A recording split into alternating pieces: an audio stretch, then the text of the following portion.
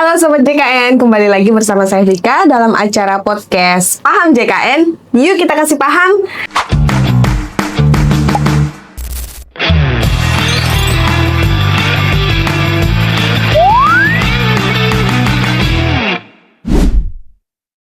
Kali ini kita akan membahas satu tema yang cukup menarik, cukup berat, tapi sangat penting untuk kita ketahui bersama ya. Hari ini kita akan membahas tentang anti fraud atau anti kecurangan, pencegahan anti kecurangan. Nah, kali ini saya udah ditemani dengan narasumber kita yang udah benar-benar paham banget nih tentang pengelolaan anti fraud di BPJS Kesehatan. Ada Bapak Rudi Darmawan selaku Kepala Bagian SDM UK BPJS Kesehatan Kantor Cabang Karawang. Halo Bapak. Halo, selamat sore Kak Selamat Vika. sore. Gimana kabarnya hari ini Pak? Alhamdulillah baik Kak Vika. Sehat. Selamat sore Sobat JKN. Iya. Mudah-mudahan sehat-sehat semua ya. Amin. Nah, kita kali ini mau bahas tentang pengelolaan anti kecurangan atau anti fraud di BPJS Kesehatan nih Pak. Nah, ini kan temanya cukup berat sebenarnya ya. Ya, betul Kak Vika. Tapi lagi, Ya. maksudnya kita harus semua stakeholder, semua peserta JKN harus paham lah apa itu anti kecurangan. Ya. Gitu lah. Nah, yang pertama-tama apa sih yang dimaksud dengan fraud di layanan BPJS Kesehatan itu, Pak? Ya, baik, terima kasih Kak Vika. Jadi memang dalam penyelenggaraan program jaminan kesehatan nasional atau JKN, memang ada perbuatan ataupun ada tindakan gitu ya yang tujuannya itu ingin mendapatkan keuntungan finansial. Oke. Ya. Jadi dilakukan dengan sengaja Kak Vika. Oke. Ya, dengan sengaja ya, baik itu oleh peserta JKN, oleh petugas BPJS Kesehatan, kemudian oleh fasilitas kesehatan dan stakeholder lainnya. Ya, itu sih Kak Vika gambaran definisi dari apa yang kita bilang tadi sebagai tindakan kecurangan. Oke, berarti Ya. ada perbuatan sengaja. Perbuatan sengaja untuk menguntungkan diri sendiri. menguntungkan diri sendiri atau pihak lain secara melawan aturan. Oke, Ya. tidak sesuai dengan aturan. Tidak sesuai dengan Nah, aturan. kenapa sih Pak anti kecurangan ini menjadi penting di program JKN ini? Ya, baik. Kalau kita lanjutkan pembahasan tentang anti fraud atau anti kecurangan, tentu kita perlu juga mereferensi kepada ketentuan ataupun regulasinya Kak Vika Sobat CKN. Ya, regulasi atau ketentuan yang mengatur tentang pencegahan, kemudian penanganan perbuatan curang tadi gitu ya, itu ada di Peraturan Menteri Kesehatan nomor 16 tahun 2019. Oke. Ya, Permenkes ya Pak. Iya, Permenkes ya nomor 16 tahun 2019. Memang di situ diatur gitu ya. Diatur bagaimana sistem ya mencegah, kemudian mendeteksi sampai dengan menangani apabila perbuatan fraud atau kecurangan itu telah dilakukan. Oke, Iya. siap. Terus sejauh ini nih Pak, apa aja sih contoh kasus fraud yang sering terjadi gitu? Kalau kita bicara soal kecurangan, memang ada beberapa pelaku kecurangan gitu ya. Yang pertama ini dari peserta JKN-nya. Oke. Nah, apa sih bentuk kecurangan dari peserta JKN? Ini yang tadi kalau disampaikan riskan gitu ya.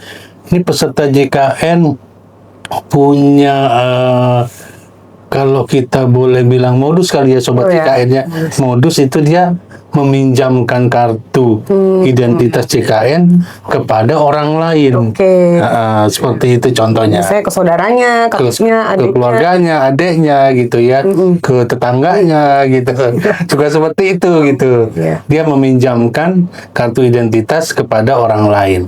Kemudian pelaku kecurangan yang kedua pegawai BPJS Kesehatan. Itu juga bisa jadi. Berarti gitu. di BPJS Kesehatan ini sendiri juga concern ya Pak dengan Concern. untuk pegawainya gitu ya. Iya, betul Kak Vika. Artinya untuk satu pegawai ya, pegawai BPJS Kesehatan kaitan dengan concern tadi, dalam hal semua perilaku operasional itu sebenarnya kami sudah ada yang membingkai yang namanya tata nilai Kak Vika. Kami harus integritas, jujur, bertanggung jawab. Iya. Nah itu juga ya menjadi menjadi tools untuk mencegah ya, untuk mencegah agar ya pegawai dalam menjalankan tugas dan fungsinya tidak melakukan fraud atau kecurangan. Ya. Kemudian berikutnya Sobat CKN, pelaku kecurangan berikutnya itu dari fasilitas kesehatan. Itu ya. Ini beberapa pengajuan klaim misalkan yang tidak sesuai dengan ketentuan, kemudian menambahkan klaim yang sebetulnya tidak diberikan, tidak disampaikan kepada pasien, tapi diajukan klaimnya kepada BPJS Kesehatan. Contoh-contoh seperti itu, Kak Vika. Banyak ya Pak ini aspek-aspek yang ternyata yang menyangkut ke program JKN ini terkait sama kecurangan ya Pak. Iya, betul. Kak Vika. Dan semua ini gitu. Dari semua ini kita juga harus betul-betul ya membingkai ya kaitan dengan perilaku ataupun perbuatan fraud ini gitu. Pak. Ya. Nah, bagaimana sih BPJS Kesehatan tuh bisa mendeteksi sesuatu jika terjadi sesuatu fraud gitu? Gimana caranya BPJS Kesehatan bisa mengetahui bahwa ada fraud nih gitu Pak? Oh ya, baik. Nah, Sobat JKN, yang ditanyakan Mbak Vika tadi, bagaimana kita mendeteksi? Nah, kalau kita akan melakukan deteksi, artinya kita harus bisa mengidentifikasi lebih dulu siapa pelaku kecurangannya. Kalau pelaku kecurangannya adalah peserta, nah berarti kita harus melihat identitas JKN itu valid atau tidak, gitu ya. Kemudian pada saat dia menerima manfaat pelayanan penjaminan oleh BPJS Kesehatan, itu saat ini Kak Vika sudah dibuat seperti verifikasi, validasi apakah yang bersangkutan memang betul pasien yang bersangkutan, gitu ya. Ada fingerprint, ada face recognition, nah, contoh seperti itu. Kemudian dari pegawai BPJS Kesehatan sendiri, gitu ya. Nah ini juga bisa ditelusuri pada saat penggunaan sistem informasi atau aplikasi. Ya, kita bisa ngecek kepada username, loginnya gitu ya. Kita bisa melihat ke aplikasi yang dipergunakan. Kemudian untuk deteksi fraud pada Vaskes, ini kita mulai dari permulaan ya Kak Vika ya, mulai dari profiling fasilitas kesehatannya, gitu ya. Kemudian kita melihat tren pengajuan klaimnya. Nah itu salah satu atau beberapa tools agar kita bisa melakukan pendeteksian apakah ada indikasi ataupun dugaan fraud atau tidak. Seperti itu. Siap Pak. Iya. Terus regulasi-regulasi terkait sama pencegahan kecurangan ini ada apa aja sih Pak? Oh iya, baik Sobat JKN, untuk regulasi yang mengatur tentang penanganan pencegahan kecurangan itu yang awal saya sebutkan, ada peraturan Menteri Kesehatan nomor 16 tahun 2019 tentang mekanisme pencegahan dan penanganan fraud dalam program JKN. Kemudian dari internal BPJS Kesehatan juga sudah menerbitkan, memberlakukan beberapa ketentuan Kak Vika. Ada peraturan direksi nomor 13 tahun 2023, kemudian ada surat edaran ya terakhir nomor 34 tahun 2025 tentang petunjuk teknis bagaimana kita menelusuri ya pembuktian pada saat ditemukannya ya informasi awal kaitan dengan dugaan fraud atau kecurangan. Kemudian saya tambahkan juga pada saat ataupun untuk penegakan dari penanganan dan pencegahan fraud ini, kita juga membentuk tim Kak Sobat JKN. Ada timnya ya Pak? Ada di timnya. sini ya. Betul. Untuk tim internal dari BPJS Kesehatan itu kita sebut dengan tim anti kecurangan. Oke. Gitu ya. Tim anti kecurangan. Nah, yang unsur ataupun anggotanya itu dari pimpinan unit kerja sampai dengan seluruh unsur ataupun unit kerja yang ada di BPJS Kesehatan, gitu ya. Kemudian untuk tim penanganan pencegahan kecurangan eksternal sesuai dengan sebagaimana yang diatur di dalam Permenkes nomor 16 tahun 2019 tersebut juga dibentuk tim penanganan kecurangan di tingkat kabupaten dan kota. Oke, di tingkat Gitu, kabupaten. ya. Pak, ini melibatkan eksternal, Pak. Melibatkan eksternal kaitan dengan keperluan kita untuk koordinasi ya pada saat kita menegakkan tadi penanganan kecurangan. Nah, unsur dari tim penanganan kecurangan kabupaten kota itu ada dari Dinas Kesehatan, kemudian dari asosiasi profesi gitu ya. Itu Kak Vika, Sobat JKN. Jadi bukan cuma di lingkup BPJS Kesehatan aja, berarti yang memverifikasi kecurangan yang terjadi itu ya Pak. Iya. Ada juga tim eksternal gitu ya Pak. Ada, betul. Oke. Nah, selanjutnya Pak, apa sih risiko terbesar yang muncul jika fraud ini tuh fraud dalam layanan JKN itu tidak dikendalikan gitu Pak? Oh iya. Kalau risiko dari fraud ini tidak kita kendalikan, tentu ada risiko finansial Kak Vika, Sobat CKN. Risiko finansial yang harus dibayar gitu ya. Sementara kalau sesuai dengan kebutuhan, sesuai dengan ketentuan, harusnya biaya tersebut tidak dikeluarkan atau tidak dibayarkan oleh BPJS Kesehatan. Nah, jadi ada risiko finansial yang mengakibatkan yang mungkin saja keberlanjutan dari program JKN ini bisa terganggu gitu. Ya, Pak. Karena tadi lebih ke keberlangsungan dari program JKN ya Pak. Iya. Nah, banyak pembayaran yang tidak seharusnya Pak. yang seharusnya tidak dibayarkan menjadi dibayarkan gitu ya. Nah, kalau sanksi terbesar nih Pak, kalau sanksi atau konsekuensi terbesar jika pelakunya ini terbukti melakukan fraud atau kecurangan dalam program JKN, apa sanksinya? Oh iya, oke. Kaitan dengan sanksi, ini selalu saya kaitkan lebih dulu ya Kak Vika Sobat JKN ya, kepada jenis pelakunya ya. Kalau pelakunya peserta ya, pelaku kecurangan peserta, dia memalsukan identitas peserta itu tadi, kemudian dia memanfaatkan identitas JKN yang bukan haknya dia kepada orang lain.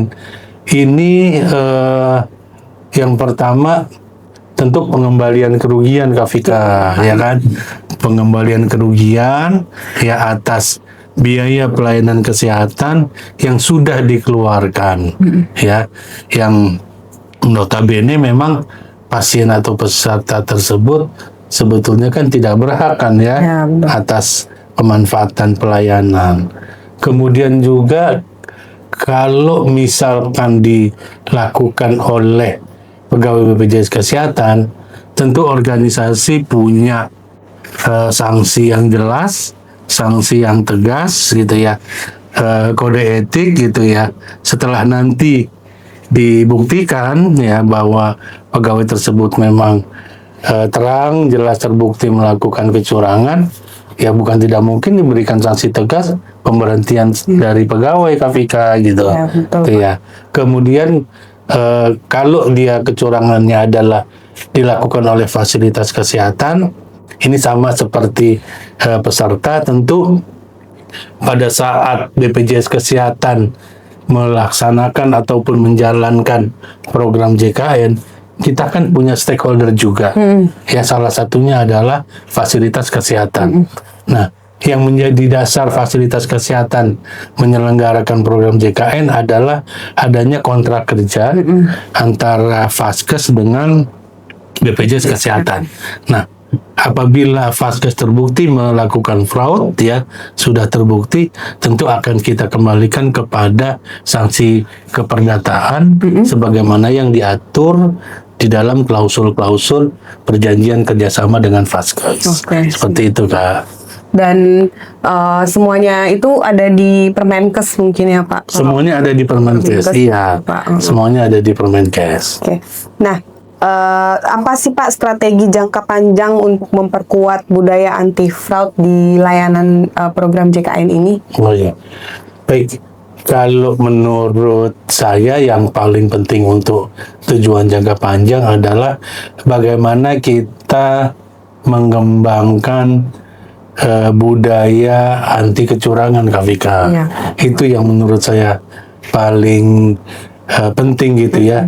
Kita bangun kesadaran, kita bangun awareness gitu ya, bahwa yuk mari sama-sama bersama dengan stakeholder, ya seluruh fasilitas kesehatan, seluruh peserta gitu ya, untuk melaksanakan program JKN yang sangat bermanfaat ini sesuai dengan ketentuan. Betul gitu ya. Pak. Hilangkan ya hal-hal tadi ya yang dengan sengaja menguntungkan diri sendiri atau kelompok lain, Betul. agar itu betul-betul dibersihkan, dihilangkan dari penyelenggaraan program JKN, agar keberlanjutan program JKN ini dalam jangka panjang bisa terus terjaga. Seperti itu. Oke, saya jadi dapat gambaran, ada sedikit kepikir tadi Pak. Berarti kan kalau dengan Vaskes sudah pasti ada perjanjian kerjasama yang tidak boleh dilanggar. Iya. Nah, mungkin yang akan banyak terjadi itu adalah peminjaman kartu mungkin ya Pak. Dan tadi, jadi mungkin ada saudara yang niatnya baik gitu ya Iya. Pak. Aduh pinjemin aja deh gitu. Iya. Ternyata itu nggak boleh sebenarnya. Iya, Pak. itu nggak termasuk boleh. fraud ya Pak sebenarnya. Betul, Kadang masuk fraud. misalnya Maksudnya baik ya. mungkin maksudnya baik. Karena sebenarnya itu Ya. ternyata nggak boleh loh, Sobat Iya. JKN, untuk meminjamkan kartu kita dipakai oleh orang yang seharusnya bukan pemilik hak itu gitu ya Pak. Iya, betul. Nah, pesan-pesan terakhir deh Pak untuk sobat-sobat JKN nih, apa sih pesan terakhirnya terkait dengan pencegahan kecurangan ini? Iya, baik, terima kasih Kak Vika dan Sobat JKN. Ya, pesan saya kepada seluruh peserta JKN, Sobat JKN gitu ya, yang pada saat menerima pelayanan kesehatan, yang mulai dari fasilitas kesehatan tingkat pertama, kemudian fasilitas kesehatan tingkat lanjutan gitu ya, lakukanlah ataupun jalankanlah pemberian pelayanan kesehatan itu sesuai dengan ketentuan dan sesuai dengan aturan, ya. Dan barangkali ya kemudian selanjutnya melihat, kemudian mendengar ataupun mengalami sendiri gitu ya, apabila ada ya pihak-pihak yang melakukan indikasi kecurangan, ya boleh dilaporkan ya kepada BPJS Kesehatan, ya boleh tuh Kak Vika tuh seperti itu, agar kita sama-sama mengawal, ya sama-sama menjaga agar tadi keberlangsungan JKN bersih dari perilaku, tindakan, perbuatan kecurangan dalam bentuk apapun. Gitu Pak. Iya, makasih banyak Pak. Ya. Memang benar ya Pak, bahwa program JKN ini harus kita kawal sama-sama ya Pak. Kalau tugas kita bersama gitu, kalau misalnya memang ada hal-hal yang dirasa melanggar ketentuan Iya. boleh dilaporkan ke BPJS Kesehatan ya Pak. Iya, betul. Baik, terima kasih banyak Bapak Rudi untuk penjelasan untuk beberapa informasi terkait dengan pencegahan kecurangan ini. Ya, sama-sama Kak Vika. Ya, sehat-sehat selalu Pak. Ya, terima kasih. Ya. Terima kasih Sobat JKN. Baik, Sobat JKN, demikian podcast kita kali ini. Jangan lupa terus saksikan podcast Paham JKN. Yuk kita kasih paham.